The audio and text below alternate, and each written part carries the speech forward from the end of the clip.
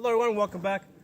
Today I'm going to be talking to you guys about defending yourself in a public setting, okay? This is a setting like a mall, a shopping plaza, the supermarket.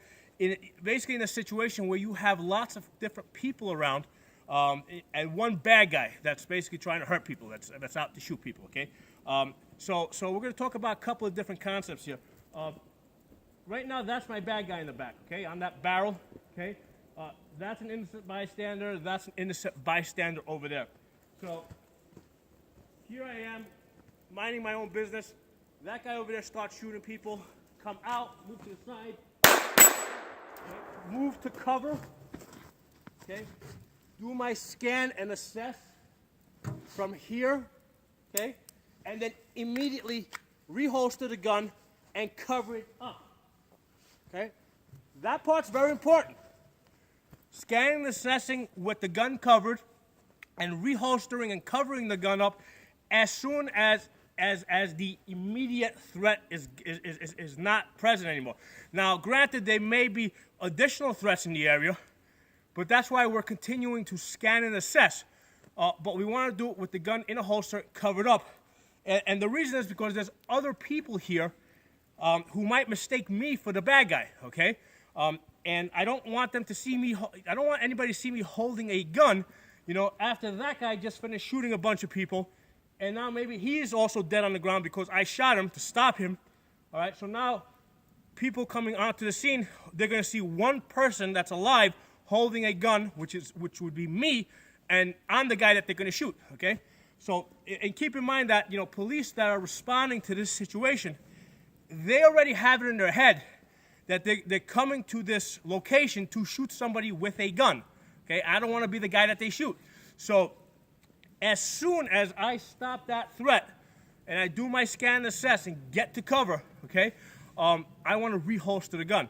Now, something else that we saw in this situation, when I started out, I was here, okay? So this guy was in my way. This person was in my way. So I did the side step to get offline. Now, a lot of times when we talk about doing that sidestep, we've talked about in the past about getting offline, to get out of the way of incoming fire. I rarely hear people discuss it in the sense that there might be somebody either, between you and the bad guy, or there might be somebody behind the bad guy, and you might want to change the angle at which you're shooting at, okay? And, and just moving a foot or two to either side can drastically change that, okay? So that's one of the things I want you guys to think about, and also, practice your sidestep, okay? Because that's not just a matter of getting you out of the way of incoming fire. It's also a matter of, you not shooting the innocent people in front of you to get to the bad guy, okay? Let's do this one more time. So in this situation, I'm here. I'm going to first run to cover, okay? Take my gun out, fire my shot.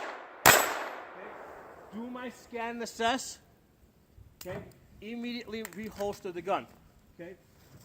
Now that was a situation where that person, the bad guy, was not aware of me, okay? So I had time to move to cover first, okay? So in the first scenario, the bad guy became aware of me, so I had to, return immediate fire so I don't get shot on the way to cover, which was a couple of feet behind me.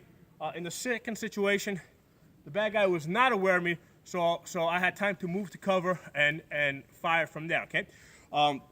So like I said earlier, you want to, take your shots, stop the threat, do your scan and assess with the gun covered, right? Scan and assess with the gun covered. That's one of the reasons why I like small guns, okay? And then reholster and cover the gun up as soon as possible so that you're not mistaken for the bad guy, all right? Now, another thing for you guys to be aware of is that you might be a third party, right? Coming on, you heard some noise, you're coming onto the scene, and now you see, you see commotion, you see people laying on the ground. You see one guy over here who might be holding a gun, okay? Because maybe, he didn't watch this video and he didn't know that he should have reholstered his gun.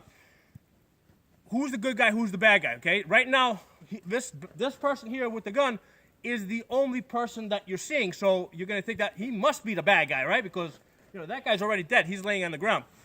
There's certain clues that we can look to figure out if this is, in fact, the bad guy, okay? First clue is, is this person flagging everybody with his muzzle, okay? Because The bad guy is typically going to, first of all, he's going to be walking through the place like he's the Terminator, okay? And he's going to be pointing his muzzle in every direction, all right? He doesn't care about muzzle safety. He's not going to care about flagging innocent people because he's there to kill innocent people. So he's going to be pointing the gun every which way. The other thing is he's probably going to have the gun, his finger on the trigger, okay? So there are two immediate things that will tell you if this guy over here is in fact a good guy or a bad guy, okay?